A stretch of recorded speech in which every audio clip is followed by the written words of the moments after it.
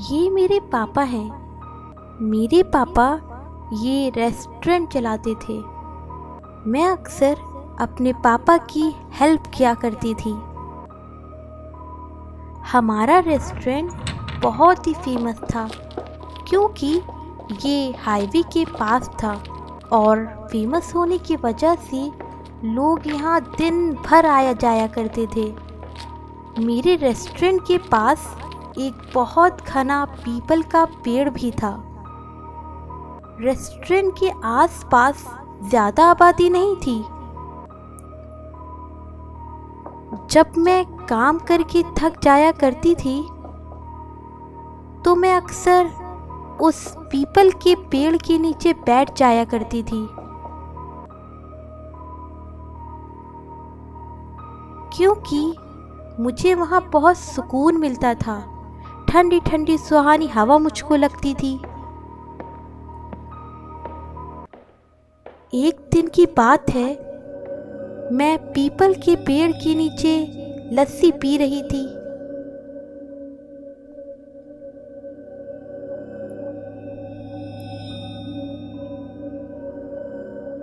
अचानक एक लंबा हाथ आया और मेरी लस्सी का गिलास लेकर चला गया।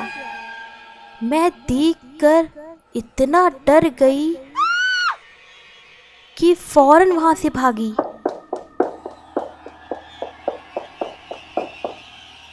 उसी रात जब मैं सोने वाली थी तो मुझे ऐसा फील हुआ कि वही लस्सी का गिलास कोई मुझे दे रहा है।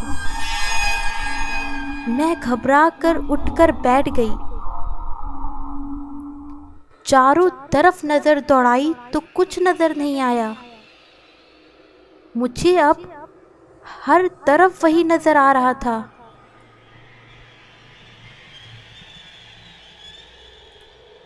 मुझे तो अब उस रेस्टोरेंट जाने से भी डर लगने लगा था। लेकिन मैं रेस्टोरेंट जाती तो थी पर मैं उस पेड़ के नीचे नहीं बैठती थी। इसी तरह कुछ समय बीतने के बाद मेरी शादी हो गई। मैं वहाँ पर बहुत खुश थी क्योंकि मुझे वहाँ पर किसी तरह की दहशत नहीं थी।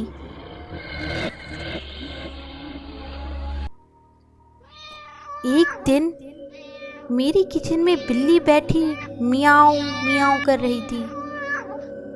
मैं सुनकर गई।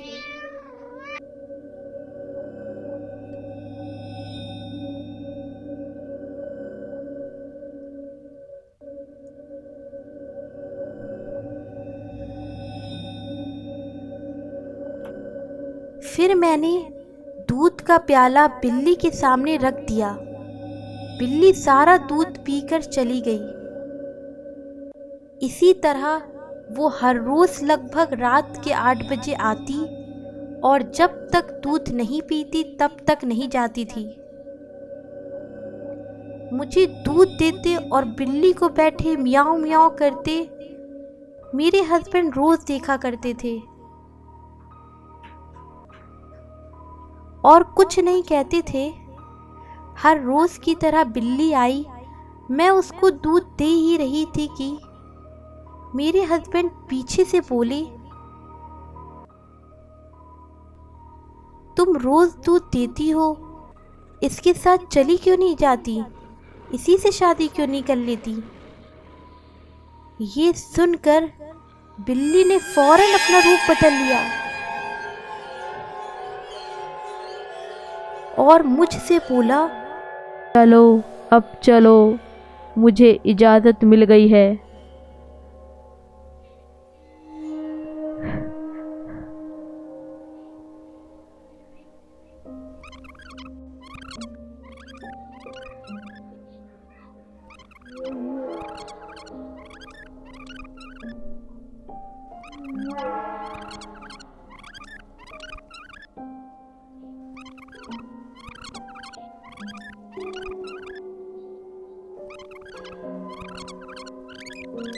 इसलिए कहा जाता है कि पेड़ के नीचे बैठकर सफ़ेद चीज़ें जैसे दूध दही वगैरह नहीं खाना चाहिए। क्योंकि पेड़ पर भूत पलीत रहते हैं जो कि सफ़ेद चीज़ें खाते वक्त किसी पर भी असर हो सकता है।